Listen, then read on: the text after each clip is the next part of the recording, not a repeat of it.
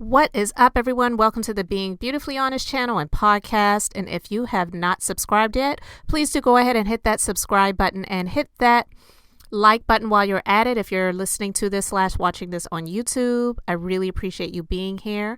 And so let's just go ahead and get into this conversation. Now, if you haven't heard the story yet about Brett Favre and this quote unquote welfare fraud, then I don't know where you've been, because I actually heard about this story probably over a year ago, but it's happened in the state of Mississippi. And because of all of the things that are going on right now with the water crisis and Mississippi being one of the poorest states in the nation, I actually think that they have said that Mississippi is the poorest state in the United States of America. The state of Mississippi is now suing Brett Favre and others, alleging they misspent millions of dollars that had been allocated for welfare. But newly revealed text messages from 2017 indicate that former Mississippi governor, and it's always a former, isn't it? As if they can't come after these people to make them pay some sort of penalty or jail time if, they go that far, just because they're no longer serving, who left office in 2020, was aware of the arrangement and that the money that was intended to help low-income families, after being funneled through a nonprofit. I tell you guys, the nonprofit thing, I may have to do a conversation about that solely because so many of these people create these nonprofits, and the money, they're not really using it for what they're claiming the money is meant to be used for. But I digress. I'm going to continue with the story. It says it eventually went to Favre to help build a volleyball facility at the University of Southern Mississippi, the lawsuit alleges. Favre, who had a storied 20-year NFL career with the Green Bay Packers, New York Jets, and others, has repeatedly denied any wrongdoing in the matter. So the allegations he's facing in the lawsuit, it's saying that the defendants squandered more than $20 million from the state's Temporary Assistance for Needy Families anti-poverty program. And text messages newly entered Monday in the lawsuit showed that then Governor Phil Bryant was involved in the scheme and even guided Favre on how to write a funding proposal so that it could be accepted by the Mississippi Department of Human Services. And so when I heard this story, that immediately made sense to me, because I'm not saying the guy's an idiot, but he doesn't know how government works that well. And he had to have had someone on the inside that would have assisted him in getting this, because when you hear Brett Favre got close to $1 million in welfare, a lot of people who hear that, they're thinking, oh, he was getting welfare checks, or he was, he was sitting there collecting government assistance, claiming that he's broke and he needs the money to help him to live. But we know that that's not necessarily the case. It is indeed the money that was supposed to be used for welfare / commonly known as temporary assistance for needy families, because that is what it is supposed to be. It was funneled to what he wanted it to be used for. So I'm going to play this clip, and then we're going to continue with the conversation. And this is from Meet the Press.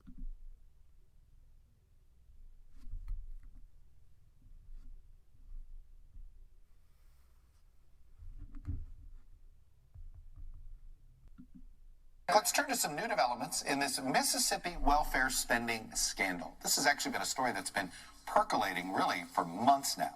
But it's some new developments. We got new text messages that were filed in court documents this week, and they were reported out by our friends at Mississippi Today. And they reveal that the former Mississippi governor, Phil Bryant, pushed to get NFL star Brett Favre state funds set aside for welfare recipients in order to build a volleyball stadium at the alma mater of Favre and Bryant's of the University of Southern Mississippi. Earlier this month, NBC News reported that Favre had received over $1 million that were diverted from an account that was supposed to be focused on welfare money since 2017 to make speeches that he never actually delivered. Favre has paid back that money, or at least most of it, not the interest on it, but the principal amount of money. But now texts between Favre and a nonprofit founder named Nancy New, who is facing charges herself related to millions of dollars of welfare fraud, show that he received help from the governor to request some of that money. In one text to New, this is what Favre wrote, quote, "He had said to me just a second ago that he had seen it, but hint, hint, that you need to reword it to get it accepted." New replied, "Reword? Wonder what he means. I am making a call now to get a little more information from someone on the inside, and we'll get back with you." And then in a text to New from 2019, Bryant admitted to helping Favre directly. Quote, "Just left Brett Favre. Can we help him with his project? We should meet soon to see how I can make sure we keep your projects on course." Favre had previously denied that he knew about the use of welfare funds for this project, but these texts reveal he was worried about how the funding would look. He then texted New the following, "If you were to pay me, is there any way the media can find out where it came from and how much?" New responded, "No, we never had that information publicized, at least until now." Joined now by Anna Wolf, a reporter at Mississippi Today. So Anna, this feels as if in some ways Brett Favre, while being at the center, is the shiny metal object on a scandal that is much more nefarious inside a Mississippi government, and it begins with the use of money that was supposed to be for welfare recipients. Walk me through what this money was supposed to do. Sure. So this is money from a fund called Temporary Assistance for Needy Families, which most people know as the welfare check. This is cash assistance to very poor families in Mississippi. And, you know, the scandal has been unfolding for over 2 years. And all along the way, you know, when we're uncovering how $77 million was either stolen or misspent, the major players in the scheme, namely former Governor Phil Bryant and Brett Favre, have sort of tried to make excuses for their involvement. As you said, Brett Favre says he doesn't know that it was welfare money that he was using for this project. But, you know, the more that we've gotten information that's come out, the more we've been able to piece together that this was an orchestrated scheme to take money from a federal fund that's supposed to serve the poorest residents in the poorest state in the country and use it for whatever they wanted. And correct me if I'm wrong, this was a time when there were more families applying for welfare funds, and the state was denying these folks, claiming they didn't have the funds for it? They were making it very hard for families to be eligible for this money. So it was an orchestrated attempt to push money away from families by saying you don't qualify for it, you either make too much money or your family situation is not eligible for this. And by my last count, in Mississippi, a state of 3 million people with the highest poverty rate in the nation, just about 200 adults receive welfare in Mississippi. This is a federal account. This was why the FBI is involved. I assume justice is involved at this point, right? We understand that I think Favre has met with the FBI. Is it the former governor that has the most on the line here, Phil Bryant? I mean, if this is a misuse of federal funds, we're not talking a fine and a slap on the wrist. We're talking jail time. Right. And we do know that the FBI has been investigating this scandal for the last 2 years. We do know that the Biden administration just appointed a new U.S. attorney for this area, and he will inherit this welfare investigation. And so I think the text messages are significant. They show kind of the mindset of the people involved, and they get closer to demonstrating how these players really knew what they were doing. They knew how to tweak the regulations and tweak their proposals so that they could use this money in this way that was clearly not how it was intended to be used. The current governor got himself entangled in this story because he seemed to dismiss one of the investigators here? Walk me through that. Right. So the Department of Human Services, this is the agency where the money came from, filed a civil suit to try to recoup the money back from several people and organizations that received this money. I mean, we're talking about $77 million, not, $1 million to Brett Favre. In that civil suit, the attorney who was hired wanted to include the volleyball stadium in the suit, wanted to include the University of Southern Mississippi, but the current governor's office did not let him include the volleyball scheme as part of his complaint, made him take it out. And then over the summer, when he tried to subpoena the Athletic Foundation for communication that would have gotten to the bottom of who was responsible for this scheme to use welfare money in this way, he was abruptly removed from the case. I mean, it obviously it screams cover up. What are they covering up? And I guess that's a question we're all trying to get to the bottom of. Yeah, I mean, these text messages show just how involved the former governor and Brett Favre were in this scheme. And what's important about this particular scheme is that it has already resulted in a criminal conviction for someone else in this case. Mm-hmm. So the nonprofit owner that you were talking about, her son actually pleaded guilty to defrauding the government. Mm-hmm. You know, this is serious felony, serious prison time. So I'm going to end that there. But as I'm listening to this, my blood is boiling because to see this man's face, Brett Favre, I'm not into sports. Of course, I know the name because he's like one of the major famous sports figures. So I know the name and the face. And just seeing his face, like, this dude is an asshole. I've heard some things about him, never followed the career of this person. Again, I'm not into sports, so I don't really care that much about him. But it's reported that his net worth is around 100 million. And that just goes to show you that a lot of these people that have really hefty wealth, they keep their wealth because they don't use their own money. They use other people's money. And there's nothing wrong with using other people's money if you're not taking from others to get what you want. This volleyball stadium or whatever it was that he wanted, he could have done that with his own money and sought donations from other big players like himself that he knew versus committing this quote unquote welfare fraud. And it's kind of like they say a lot of times that the cover up sometimes is worse than the crime, because it is shown now that there are text messages that prove that he knew what was up. The governor at the time knew what was going on, and they were like, hint, hint, wink, wink, make sure it's written the right way so that this can be done. He knew what was involved. So for him to just act as if he is this innocent player in the whole situation is bullcrap. And welfare fraud is something that you hear stories about. And I'm just going to kind of give you a few examples of some recent situations where people have gotten arrested for welfare fraud. There's a story in New York.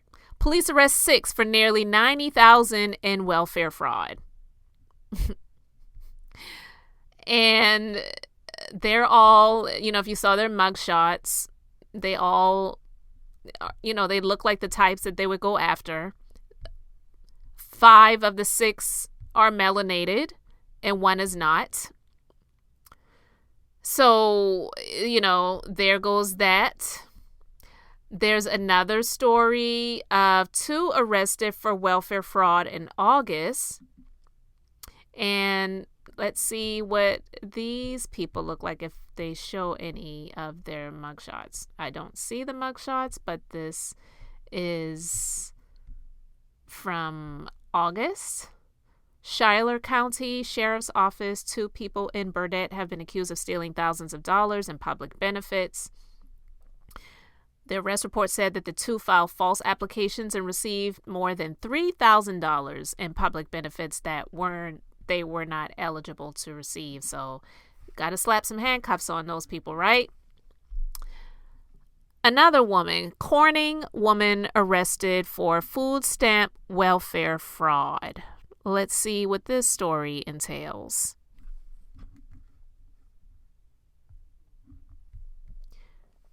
A Corning woman in the Steuben County Jail has been arrested for welfare fraud. Amanda Painter, 29, was arrested by the Steuben County Sheriff's Office on August 24th after an investigation into the fraud. The arrested report said that Painter misused food stamps and received benefits from the Steuben County Department of Social Services that she wasn't eligible to receive. So, of course, she had to get locked up, right? And here we have another story from California. And it says 11 arrested on suspicion of welfare fraud. And all of these people, they have the names Gutierrez, Martinez, Velasquez, Ruelas, Ramos, Cervantes, yeah, you get my drift, right?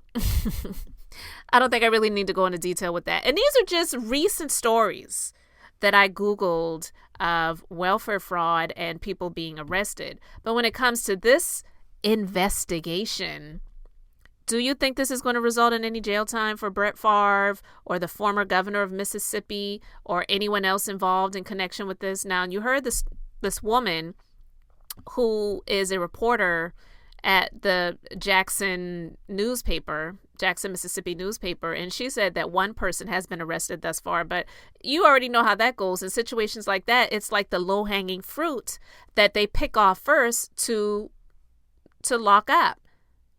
Will we see Brett Favre serve any jail time? I'm quite sure we probably won't. But this is heavy duty, and these people were intentional about defrauding the government. And you've got this huge story going on right now about the water crisis in Jackson, Mississippi. This is insane.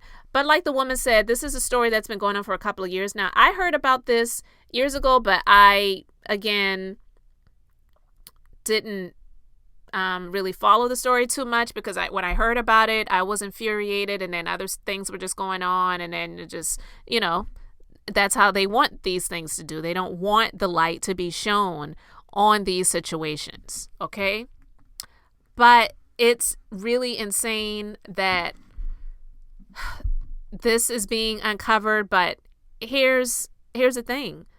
This is not a one-off. I am quite sure that there are so many other stories that if they were uncovered, we could talk about where the corruption in government in connection with those who have high names, high money, all of the, things, they're up high. They have the connections. So it's the situation of them that's got shall have and them that's not shall lose. Like, they look out for their own.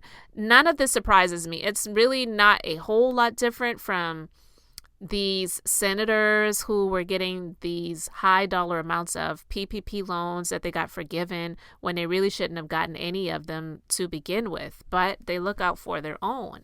And I'm just really appalled by this, and I know a lot of other people are. I've heard, I think, Shannon Sharp on ESPN, he was going off about the situation. My husband played it a couple of times. I mean, they're going to be angry and be outraged, but is anything really going to come of this besides them just saying, hey, pay us the money back? Because he's got the money, so it's not even a big deal. But it shouldn't have ever happened in the first place. Corruption, it's nothing new. But to hear how they allow this man to get all of this money that he never should have been able to have received, but yet only, I think this reporter said only about 200 residents at a certain period of time were approved for the welfare funds, and a lot of people got rejected saying they made too much money or whatever the situation was.